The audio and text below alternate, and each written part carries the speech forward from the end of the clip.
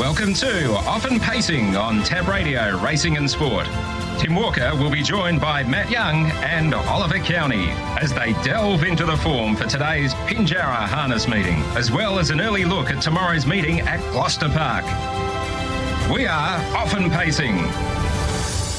It's great to have your company on this Monday morning, the 6th of May, for another edition of Off and Pacing. We've got Matt and Ollie ready to go. Aiden Campo also will be a special guest this morning, so there is plenty to work through and plenty to stay tuned for over the next half hour here this morning on Tab Radio. It is great to have your company off the back of another terrific weekend of harness racing. As I said, we've got Aiden Campo to join us very, very shortly. We've also got Ollie and Matt who are standing by, and we're going to go back through Friday night, look ahead towards Pinjarra today and Gloucester Park tomorrow night. But before we welcome in our experts for this morning, Matt and Ollie, to give us the winners over the next couple of days, let's go back and relive the concluding stages of Friday night's 4 and 5 year old championship, which was the feature event. Mr. Smarty coming after Skylord now, 27.5.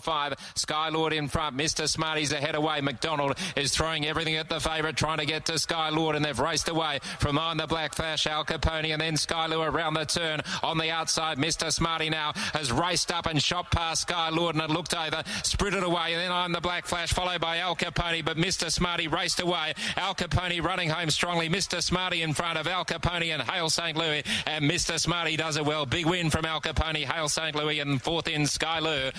He is just that, Mr. Smarty, a very, very talented performer already here in the West. And we spoke to Gary Hall Senior on the Sports Daily earlier on this morning, and he confirmed again the raps that both he and Stewie McDonald put on the horse in the build-up to last week's $50,000 feature. So let's get a look at Friday night's Gloucester Park meeting, as well as a look towards this afternoon and tomorrow night. And Ollie Cownie is with us on the line. Hello to you, Ollie.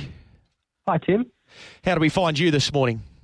I'm really good, thanks. How are you? Going along very nicely. And Matt Young is with us as well. Matt, a very good morning to you.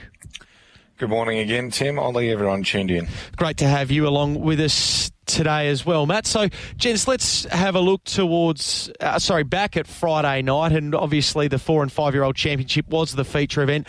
Ollie, I'm sure you would have heard all of the raps that were put on Mr. Smarty in the build up to Friday night, and we'd had a pretty good sample size to work with, but the way that he did that in what was one of his biggest tests so far, how did you assess it? It was just amazing, the speculation leading in about how good he may be, the well-named Mr. Smarty. I think really the way the race was run in the end, it was a real test for him. Jocelyn Young, really, really good drive, I thought, on Skylord. Got a real good breather in the early stages and then quickened up at 28 second quarter, which I think was exactly what she needed to do to try and beat Mr. Smarty. And in the end, Mr. Smarty was just too good. He just dug deep and was able to hold off Al Capone, who's raced some open class horses and been really, really competitive over the last few months. So he's a really good measure for where Mr. Smarty's at, and he's obviously a very, very smart horse. Matt, how did you assess the feature event on Friday? Yeah, he's electrifying when he's on the rail, Mr. Smarty, and I thought it'd be a really good test if he had to do the work outside of a horse such as Skylord. Skylord, I don't think has been going at his absolute best, but he gave it a good crack on Friday night. But Mr. Smarty, he looked to be under a little bit of pressure with about 650, 700 metres to go, but he just kept responding, and he got past Skylord and then just basically sat up for the photo late and waited for them a bit more. But it just seems to be two of him. When called upon, he can go into the well and get as much as he can out to be able to get the win, which we saw on Friday night, and it was outstanding. When he's in front, he just seems to be an absolute beast. So, yeah, really looking forward to seeing what he can do throughout his 3-year-old preparation. I think the most important thing to take away from him as well is he's still relatively green and still learning the caper. So when everything is screwed down and it gets to the pointy end, I'm expecting him to improve even more once he learns the racing caper. And that clearly would be free-for-all company this time next year after the 4-year-old campaign, Matt. Yeah, you'd definitely say so. He's going to go through this preparation and be a live chance to be able to take that step up to potentially never ending later on this year. Such an exciting prospect. What could come later on this year? The 4-year-old feature races never ending up against Mr. Smarty, provided that never ending gets to and from Sydney safely, because he's got a Eureka to worry about prior to that. Just the other one, gents. So, Ollie, before we get your horses to follow out of Friday night, a word on Artie by the Seaside, who we got to see for the second time here in the West. I think in the end it was probably not the strongest of Group 3 for 50 grand. In the end, it really did look her race on paper after being so impressive, beating Steno a few weeks earlier. She just strolled to the front, and pretty much once she got to the front, she never really looked like losing. It was a pretty soft win late. She only won by 5 metres, but I think she could have won by a whole lot further. Achani Girl and Nullarbor Navajo were really good in behind to battle on and run placings there from awkward positions in the race. And Matt, just a word there as well on the Bond-trained pacer that's really made an impact over here in the West already. Yeah, she was never getting beaten in that race. She does seem to follow speed really well, like against Steno. She was brilliant there, and they went quick time the other day. She was out in front, just travelled nice and strong by herself. But when she got out by Lonesome coming to the turn, she just wanted to prick the ears a little bit and wait for her opposition. Ashani Gill was able to take some ground off, but as soon as she heard the footsteps, she lifted again and was able to go to the line, pricking her ears at the line as well. So I do agree that she could have won by further, but at this stage, she's just conserving her energy, and yeah, she's a very smart horse. Keep going, Matt, with some horses to follow from Friday nights. Yeah, I thought Friday night we saw a couple of nice horses that could be put into the black book. I thought Rockmaster's performance was absolutely outstanding, coming 3 wide, no cover. Race really wasn't run to suit him, and he was first up and he just kept on coming, and I thought the performance was full of merit. He's a very smart horse, but on that run looks like he'll be winning one very soon. 2 Bob Cracker went at the line bolting. First up run was disappointing, but Standing Start seemed to be his better caper, and the trial was really good prior to his first run. So Friday was a better understanding of where he's at, and I think those Standing Start races, he's going to get into one of them at each way odds and bob up very soon. And Sugar Delight in the last race I thought was really good. She was held up at a vital point and then got home really powerfully. For a horse only having her second start against that sort of group of fillies, I think she's going to go on. She is racing, or down to race tomorrow at Gloucester Park. I don't think she can win at this stage, but looking forward, I think she's going to win her fair share of 3-year-old races going forward. All right, Ollie, you've got a couple as well to follow out of Friday. In the first race, I thought the run of Mega Mac was huge. He was a long way back in the run, and they sort of walked along with Duty Bound out in front, trying to lock up the main danger in Wall Street Girl, and Mega Mac took off and sustained a really good run and took a lot of ground off the winner, Duty Bound. So I thought he was really good there. In a similar race to this, he can bob up again at a price. And then in race 5, I thought there's a horse here that's pretty lightly raced so far, Storm the Beach. But ever since his run close up second behind Mickey's Beach, I've just been so impressed by the way he goes about things. He's still so green, but super talented, and I think there's a win for him again soon in a similar sort of race. I think if he drew really well in a race like this, he'd be able to run into the money, but drawn out of it there on Friday, and he was competitive in the end, but just couldn't quite get into it from the back. Okay, so that is Mega Max Storm the Beach for Ollie from Friday night. Rockmeister, 2 Bob Cracker, Sugar Delight for Matt Young. Now, Matt, you were all around it last week in terms of Pinjarra on Monday. There was a couple of exactas and trifecta plays where you were very close to nailing them, and Better Have Faith brought home the day quite nicely there at Pinjarra for you last week. Now, you are going to start off in the opening event today and see if we can get on the board in style. Yeah, going with the honours in the first just for a place only. I think this horse has improved recently. As long as he can do everything right, I think the honours step, get into a pretty good position. Shouldn't be any further back than leaders back, 3 back the pegs. So the handicap's really going to make things tough for a lot of those back markers. And I thought over the short course stand, the Honours was a really good place chance in race number 1. Then we go on to the final 2 races on the program, where I was very keen on Wall Street Girl in race 8. I thought she's got the draw advantage, and I just think she's got the race fitness and the toughness to be able to overcome the draw and be able to get the job done. So race 8, number 6, Wall Street Girl, was a strong play of mine on the day. And in the last race 9, number 1, I've gone from nearly declaring Parakeet as my best of the day to now going against Parakeet with the scratching and the start being gained by Me Flash, who raced on Saturday night. He's been racing in stronger company in recent runs. He's just a brilliant front runner. I think he'll lead, and I think he'll win the last. So he gets a great opportunity. So, yeah, 3 plays, and hopefully they get the job done, because if they don't, it's going to be a tough old day. All right, so the Honours place only in race number 1, Wall Street Girl and Me Flash to bring home the day. Ollie, you're going to be doing a little bit of your work towards the back part of the day as well. You're starting off in race number 6 for the 3-year-olds here. Race 6, I'm going to go with 1, a place that hasn't run a place in 6 starts in Kinsabi.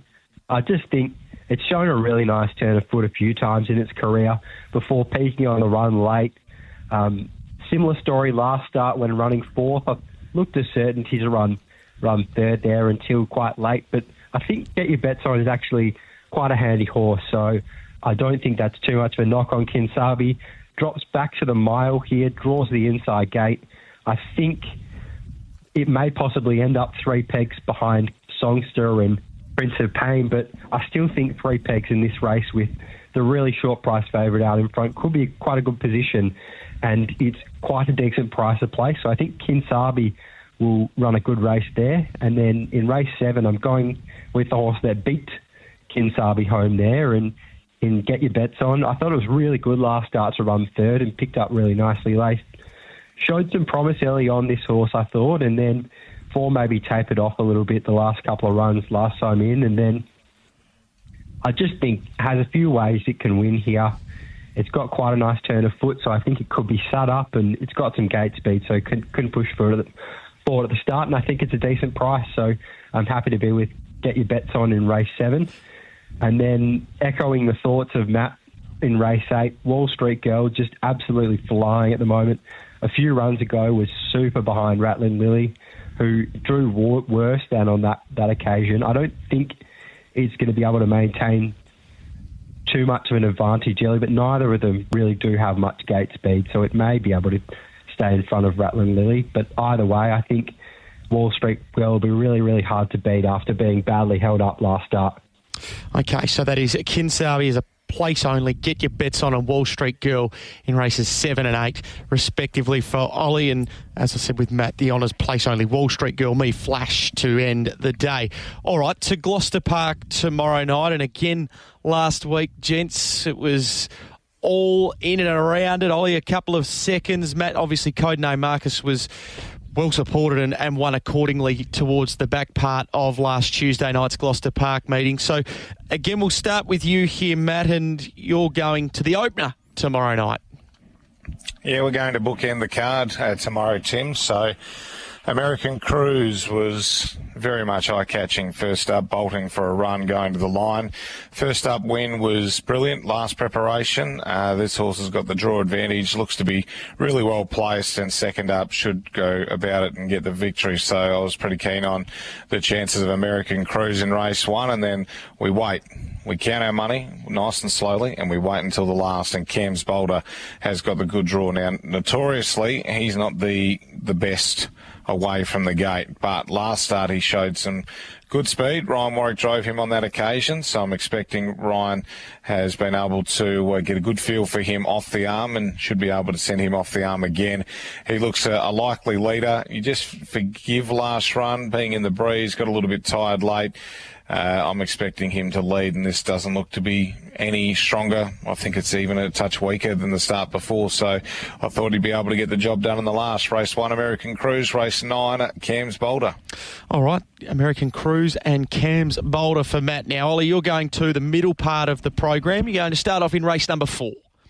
In race 4, I'm going to go against one I've had as a favourite recently, a little bit of fun. I've really like the way it's going, but I think the one on its back here will get a really good run in, better or worse. I thought last start it was pretty unlucky, just dragged out of it, and there wasn't much else it could have done late. It was just got out too late to make an impression, and it had some decent Victorian form, so I think it could be a decent place price and looks a decent 1x3 type bet, better or worse in race 4. And then in race 5, I think there's a couple here that will be quite decent prices to place. I think around the even money for both of them would be pretty good. In Relatively Armour, just nothing went right last start and dropped right out of it, but just had done too much work early, and happy to forgive that one bad run. I think it'll get straight to the front here, showing really good gate speed, and then has options, I think, probably sit on Waterloo. And then the other one in the race is Lenora Jane. I think they'll both run second or third in whatever order. So I think either way, whichever one's a better price to place, you can play it that way. All right, Lenora Jane and Relatively Armour on the place basis there. Obviously, Waterloo is going to be very much the one to watch there tomorrow night. We get to see her for the first time for a couple of weeks. And Ollie also going better or worse on the 1x3. Now, gents, as well, Narrogin Cup nominations have just come through thanks to Michael McDermott. So Al Capone, Better Move Along, Feeling Aces, Galactic Star, Gov Stars, Hampton Banner, Highly Flammable, Jetstar. You've got Khaleesi, Nullarbor Navajo, Penny Tiger, Rockmeister, Too Fast, Too Serious, Volton Tin and While They Pray. So it's clearly going to be all eyes Penny Tiger in regards to where he draws Matt, and then clearly what happens at the start as well. But it'll be exciting to see him again after his Fremantle Cup placing. Yeah, it sounds like he's going to run a really good race in that event. Yeah, I mean, last year we had Magnificent Storm go around in the Narrogin Cup, and he dominated, and he scared a lot of his counterparts away. So looks Penny Tiger's chance, as long as he gets a frontline draw. I guess that's what it comes down to. Absolutely. All right, Ollie, we will hear from you later on in the week with the team on Talking Trots, and Matt will have you again tomorrow morning on the Sports Daily for a preview of the Gloucester Park meeting. Thanks to you both. Ollie, first to you for joining us this morning on Off and Pacing. Thanks very much, Tim. And all the best to you as well, Matt. The Trots WA X page will be the place to be today. Exactly right. Cheers, boys. Have a good day. There is Matt Young and Ollie Cownie with their look at Pinjarra and Gloucester Park. We'll take a very short break here on Off and Pacing. When we come back, Aiden Campo will be with us. Why are more people choosing Retrovision for all the electrical stuff they love? Well, I know our AC members love saving an extra 5% every day. Want to shop with confidence? Well, you've got Retrovision's lowest price guarantee. If it's more about shopping stress-free, check out our buy now, pay later options. And then, of course, who doesn't love shopping with Retrovision's 60-day price promise? So for all the electrical stuff you love, you're going to love shopping with us in-store or online at retrovision.com.au. 2002, better get 22, better get 24, 24, now 25. At to 25, going once, going twice. Sold to another happy bidder at Ross's Auctions. If you need a vehicle, truck and other transport, chances are Ross's Auctions already have it. Vehicle fleets, commercial vehicles, trucks and mining equipment. Check out the gear and place your bid today. You can find Ross's Auctions throughout the state with permanent locations in Perth, Kalgoorlie, Karratha and a recently opened complex in Bunbury. Log on to auctions.com.au. MD 5681. Retrovision's bonus sale is on now with big bonuses on selected products store-wide, like bonus gift cards up to $200 on selected refrigeration or bonus scan pan on selected cooking. Retrovision's bonus sale on now in-store or online. They are Off and Pacing on Tab Radio, Racing and Sport. Great to have your company this Monday morning on Off and Pacing, and also great to have the company of Aiden Campo, a couple of winners on Friday nights, and Trent Wheeler did a good job, obviously, in Aiden's absence, kept the team ticking over quite nicely, and we'll also look towards the next couple of days with Aiden as well. Good morning to you, Aiden. Yeah, good morning, Timmy. Yeah, no, it's good to go on more holidays. Trent looked like he held the fort really well. Yeah, he's pretty happy. He was happy to get the double there on Friday night. How did you assess it all watching on? Well, mate, I was a fair few beers deep on Friday night at a mate's wedding in Byron Bay. So, didn't watch them live, but looked up the results, and then I was pretty happy with it in the morning when I watched the replay. Absolutely. So let's work through them. So Miss Hepburn firstly, and we'll obviously touch on Miss Hepburn tomorrow night as out of this. What was your take there on Friday night, the way that she got the job done? Yeah, I wasn't surprised with the run, Tim. She's a quality filly. She's always run really good races up against the best horses. Her first few runs back. Yeah, she got that fight and she was able to show what she could do and run a good time over the mile as well. Absolutely. And so tomorrow night then it's clearly a trickier draw and drawn outside Exceptional Armour, who will wait and see how she does go tomorrow night after Friday night. But how did you assess that from barrier number 8, a tricky assignment ahead?